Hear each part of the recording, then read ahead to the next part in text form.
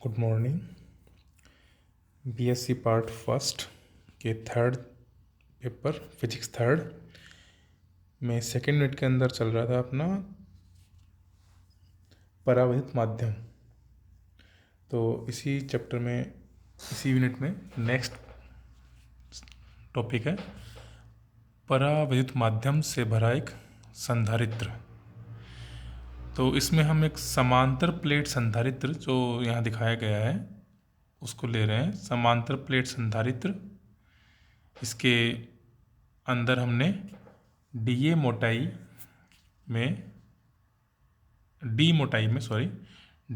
जो यहाँ दिखा रखी है लेफ्ट साइड में, उसके अंदर एक माध्यम भर दिया है। इस माध्यम का परावैद्युतांक एप्सिलॉन आर है, या कहें विद्युतशीलता एप्सिलॉन है।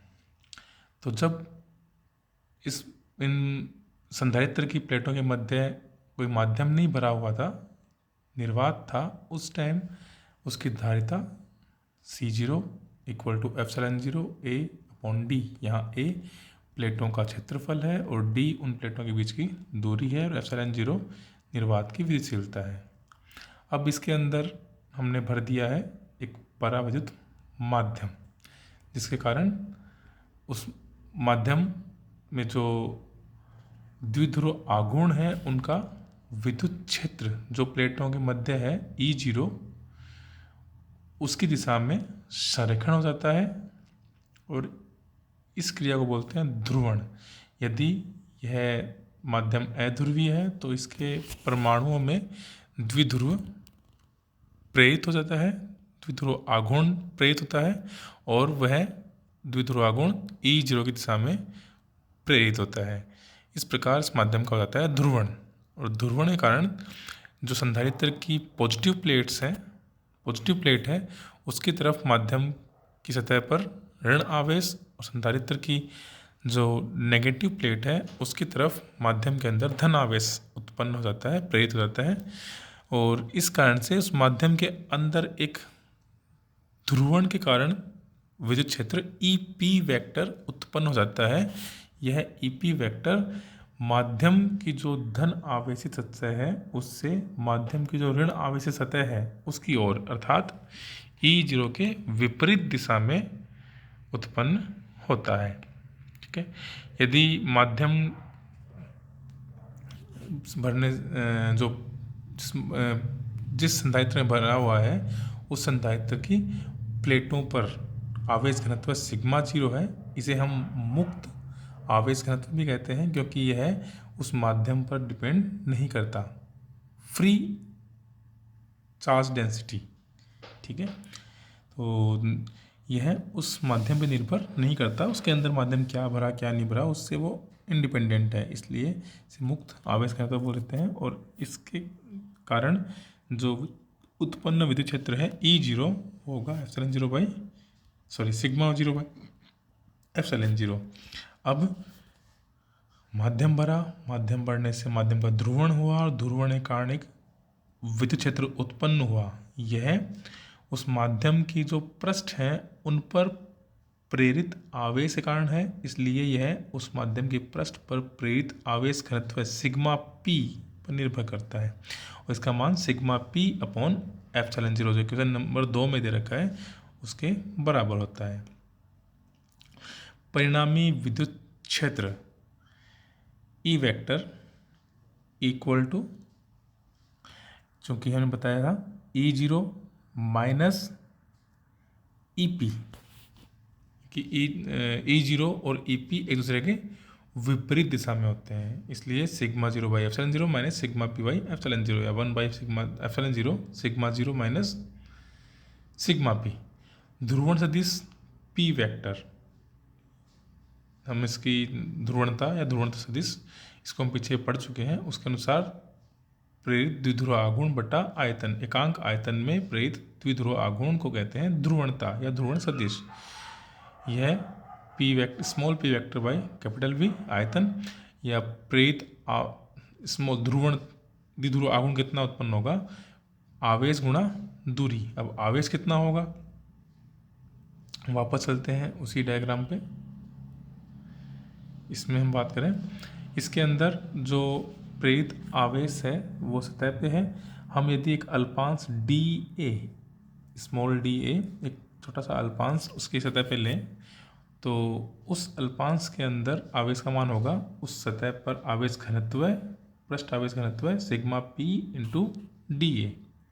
ठीक है, और दूरी उनके बीच में, जो प्लेटों के बीच की दूरी है वही स्मॉल डी।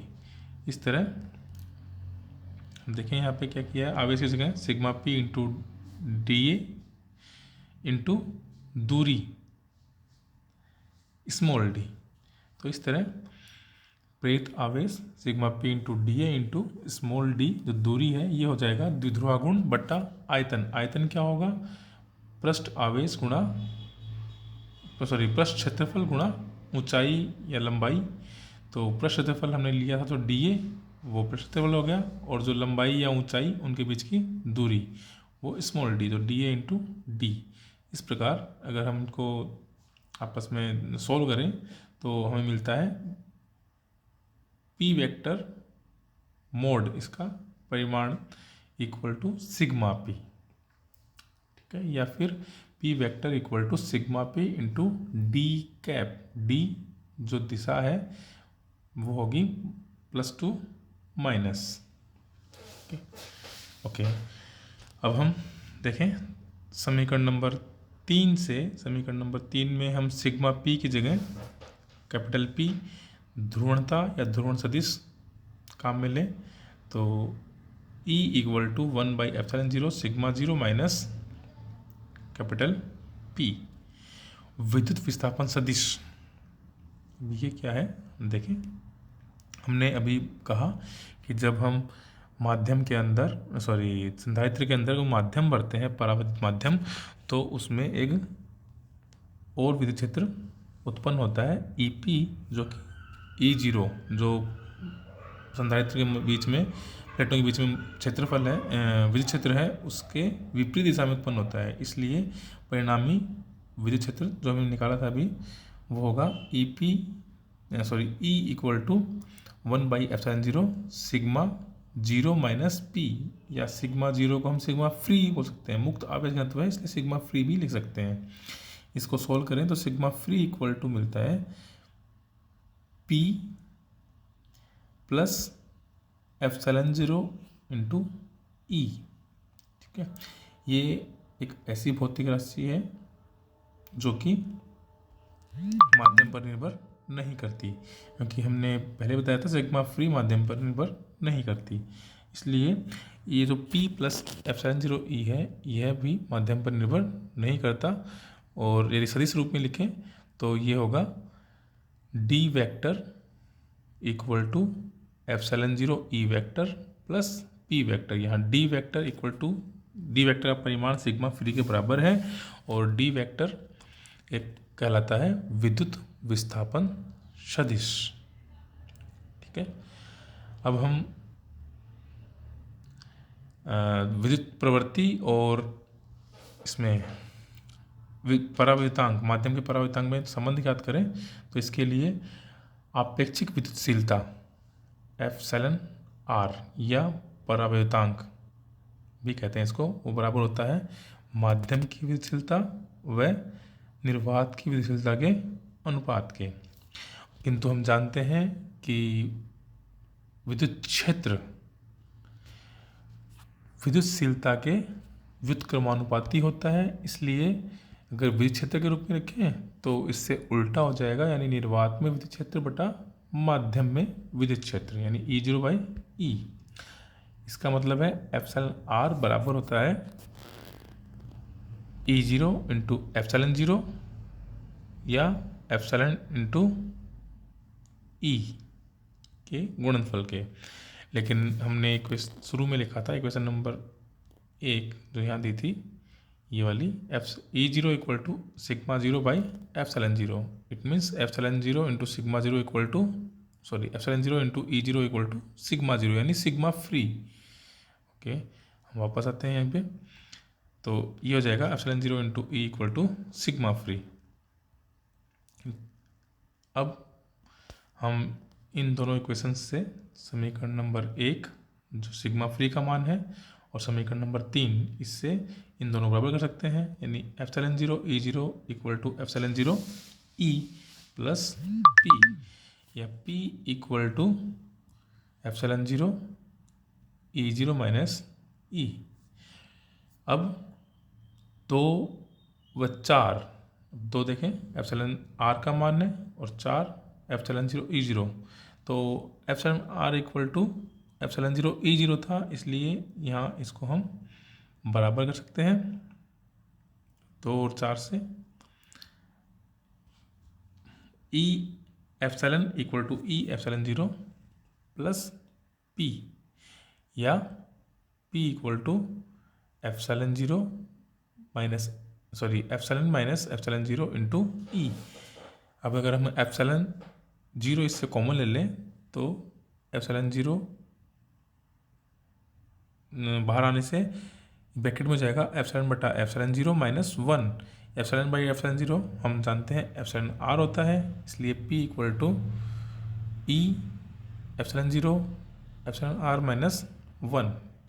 लेकिन विद्युत प्रवृत्ति की परिभाषा जो हमने पीछे पढ़ी, विद्युत प्रवृत्ति क्या होती है, उसके अनुसार ध्रुवणता बराबर एप्सिलॉन 0 काई इंटू ई वेक्टर, जहाँ काई विद्युत प्रवृत्ति है। हम इक्वेशन 5 और 6 को बराबर रख दें तो इससे हमें मिलता है,